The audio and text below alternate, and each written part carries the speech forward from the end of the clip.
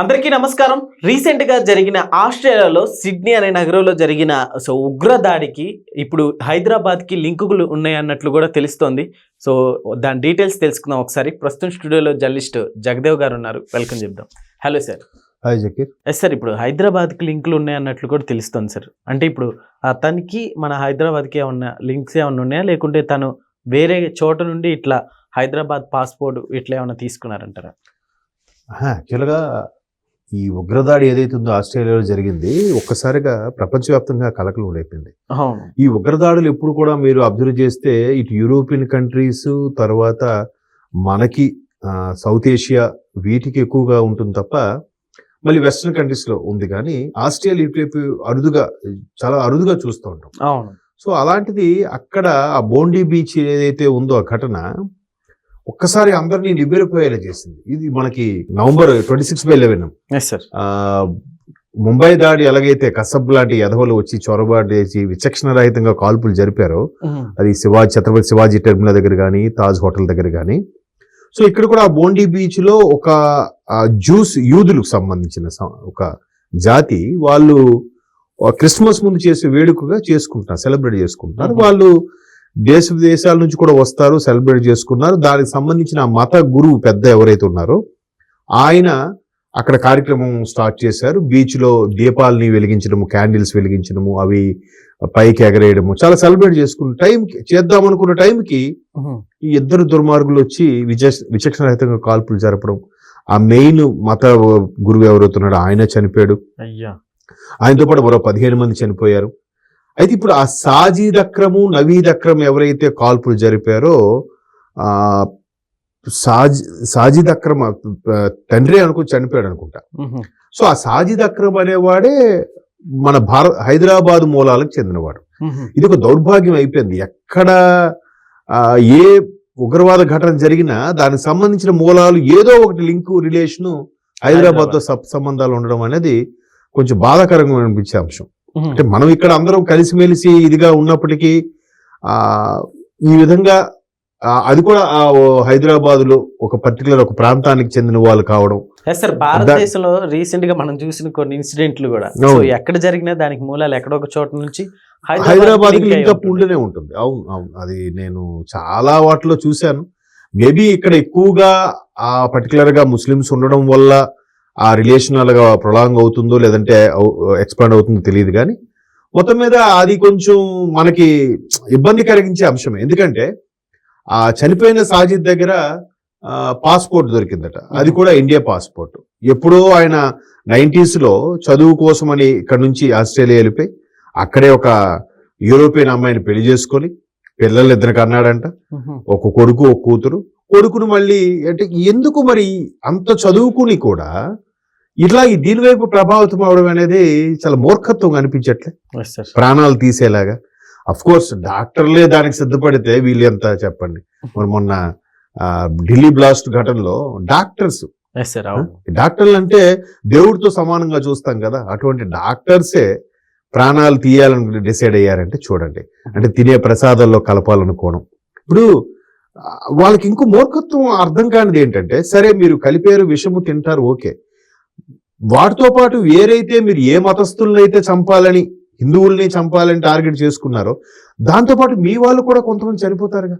కొన్ని ఇటువైపు లేని కన్సర్న్ అటువైపైనా ఉండాలి కదా. ఆ కన్సర్న్ కూడా లేకపోవడం ఏంటి? అంతే బోన్లే, మన వాళ్ళు ఒక 100 మంది చచ్చిపోతే మన వాళ్ళకి 2-3 చేస్తారు, చాచితే చావుని మన కోసం ప్రాణాలు అర్పిస్తారు, అవనిలే అని, అది తప్పు కదా. సో అలాగా డాక్టర్స్ చదువుకున్న వాళ్ళు సైతం ఇట్లాంటి మూర్ఖత్వానికి పాల్పడితే మరి ఆ సాజిద్ లాంటోడు ఏం చదివాడు, ఏం సార్థకత అది? పైగా అక్కడ అమ్మాయిని ప్రేమించి అక్కడికి వెళ్ళాక యూరోపియన్ అమ్మాయి ఎవరు వచ్చింది ఈయనలాగా చదువుకోవడానికి, ప్రేమించాడు, పెళ్లి చేసుకున్నాడు. మళ్ళీ ఆ కొడుకును కూడా అదే రూట్ లో తీసుకురావడం అనేది చాలా దుర్మార్గం. నువ్వంటే ఏదో నీ బుద్ధి గడ్డి తిని నువ్వు డైవర్ట్ అయ్యో బాగుంది, కొడుకు జీవితం పాడైపోలే. ఇప్పుడు ఆయన కొడుకు దొరికిపోయాడు, ఆయన తండ్రి ఎలాగ పోయాడు. ఇప్పుడు ఆడ బతుకేముంది? ఇంకా మళ్ళాంటి చట్టాలు కావు అక్కడ.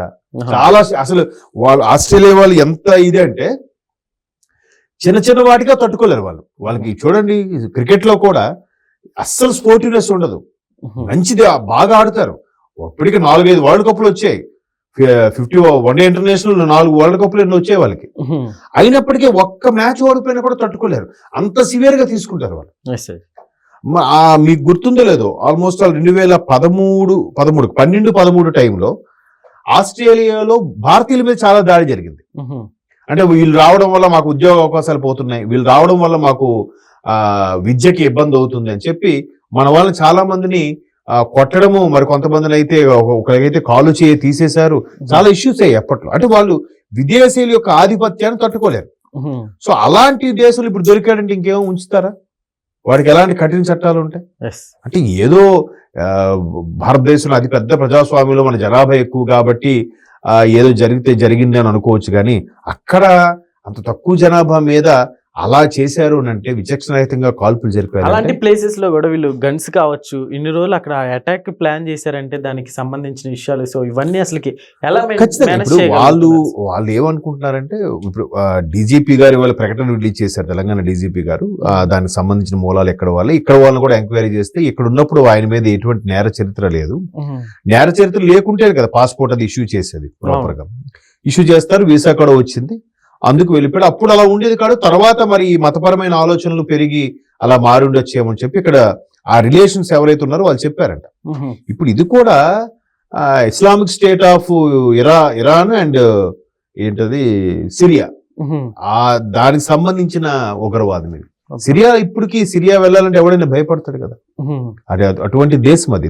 పబ్లిక్ గా దొంగతనాలు చోరీలు జరుగుతాయంటే ఎవడు విదేశీయులు ఎవరు వచ్చినా కూడా డైరెక్ట్ గా అలా కత్తి పెట్టి మొత్తం తీసుకుంటారంట. బంగారం అయితే బంగారం, వస్తువులు ఏముంటాయి, లేకపోతే కొట్టేస్తారంట, లేదంటే చంపేస్తారు కూడా. అంటే అటువంటిది ఎందుకు ఆ దౌర్భాగ్యాలు ఉన్నాయంటే ఇలాంటిది. పాకిస్తాన్ కానీ ఆ సిరియా కానీ ఎందుకు ఈ దౌర్భాగ్య పరిస్థితులు ఉన్నాయి? వాళ్ళ మెచ్యూరిటీ లెవెల్స్ మారట్లేదు, వాళ్ళు చదువుకోవట్లేదు. సో ఇప్పుడు ఇక్కడ కూడా మన దగ్గర కూడా కొంతమంది మీరు అబ్జర్వ్ చేస్తే ఎక్కువగా ఈ కూరగాయలు పళ్ళు అమ్ముకున్న వాళ్ళంతా వాళ్ళే కనిపిస్తూ ఉన్నారు. ఎందుకు కనిపిస్తున్నారంటే పూర్తిగా చదువుకోకపోవడం వల్ల. ఈ చదువుకోకపోవడం వల్ల కొంత అజ్ఞానంతో ఈ విధంగా కొన్ని మత ప్రబోధనలకి గురి అయ్యి అటువైపు డైవర్ట్ అయిపోతున్నారు. అంతేందుకంత చదువుకున్న అనడానికి కూడా లేదని ఇప్పుడు నేను ఇచ్చిన స్టేట్మెంట్ కూడా రాంగే. మరి డాక్టర్స్ మరి అంత చదువుకున్న వాళ్ళే కదా, వాళ్ళు కూడా గడ్డి తింటున్నారు. గడ్డి కాదు, పెండ తింటున్నారు వాళ్ళు. మొన్న 5 డాక్టర్లు వాళ్ళేగా. మళ్ళీ ఒక 2 నెలల కిందట ఎప్పుడో మన సైబర్ క్రైమ్ వాళ్ళు కొంతమంది పేరెంట్స్ ని పిలిచి కౌన్సిలింగ్ ఇచ్చారంట. కొంతమంది విద్యార్థులు చదువుకుంటున్న వాళ్ళు అటు ఇస్లామిక్ సంబంధించిన ఏదైతే టెర్రరిస్ట్ గ్రూపులు ఉన్నాయో వాటి మీద డైవర్ట్ అయ్యి వాటి వీడియోస్ ఎక్కువగా చూసి వాటికి మెయిల్స్ పెడుతున్నారంట. సో తెలుసో తెలియకో మెల్లగా అటు డైవర్ట్ అవుతున్నారని కదా అర్థం. సో అలాంటి వాళ్ళు పిలిచి పేరెంట్స్ కి చెప్పారంట. మన వాళ్ళు ఎప్పటికప్పుడు నిఘా పెడుతూనే ఉంటారు. సో మొత్తం మీద ఇలాంటివి ఏవైతే ఈ భావజాలం ఉన్న వాళ్ళు ఉన్నారో వాళ్ళు మరలా హైదరాబాద్కి ఎక్కడో ఒక చిన్న లింక్ ఉండడం అనేది మనకు కొంచెం బాధ. ఇదేంట్రా బాబు, ఎటు వెళ్ళినా హైదరాబాద్కి లింక్ ఏంట్రా అని మనం గొప్పగా చెప్పుకుంటున్నాం కదా, విశ్వనగరం హైదరాబాద్ అని. హైదరాబాద్ ఇలాంటివి వస్తే ఏంటో మీ హైదరాబాద్ ఇలాంటి కదా, హైదరాబాద్ లో కంపల్సరీ ఉంటారంట కదా అని ఇది వచ్చేసింది అనుకో, ఇంప్రెషన్ పోతుంది కదా. మరి అంతే, వాళ్ళు ఏం మారో ఏంటో మనకు అర్థం కాదు. ఓకే, సో సార్ ఇప్పుడు నిజంగా హైదరాబాద్ కూడా బ్యాడ్ నేమ్ వస్తుందని చెప్పుకోవాలి కదా ఇలాంటివి చూసినప్పుడు. అంతే కదా, బ్యాడ్ నేమ్ అంటే వెంటనే ఇప్పుడు ప్రపంచ దేశాలకు ఎక్కడికి వెళ్ళినా ఎక్కడ అంటే హైదరాబాద్ అంటే ఓ హైదరాబాదా అంటాడు. అందరికి అలా ఉండకపోవచ్చు, కొంతమంది మన తెలుగు వాళ్ళని అంటారు, కొంతమంది హైదరాబాద్ అంటే ఆ మధ్యన ఇష్యూ వచ్చింది, ఆ హైదరాబాద్ వాళ్ళు అంటే కదా వాళ్ళు అని అడుగుతాడు. ఇదే ఆస్ట్రేలియాకి వెళ్తే ఇంకా ఇప్పటికే మన భారతీయుల మీద తెలుగు వాళ్ళ మీద ఉండే అటాక్ ఏదైతే ఉందో అక్కడ ఆస్ట్రేలియా వాళ్ళు చేస్తున్నారో ఇలాంటి తెలిసే మరికొంచెంగా ఎక్కువ రుబాబుగా ప్రవర్తిస్తారు మన వాళ్ళ మీద. మరి అది అంతే పోన్లే. మరి నేను పోతే పోతాను, నాకు మతమే ముఖ్యం, నాకు ఈ మత యుద్ధమే ముఖ్యం అనుకునే మూర్ఖుడు వాడు ఇంకేం చేస్తాను చెప్పు. Okay sir, thank you.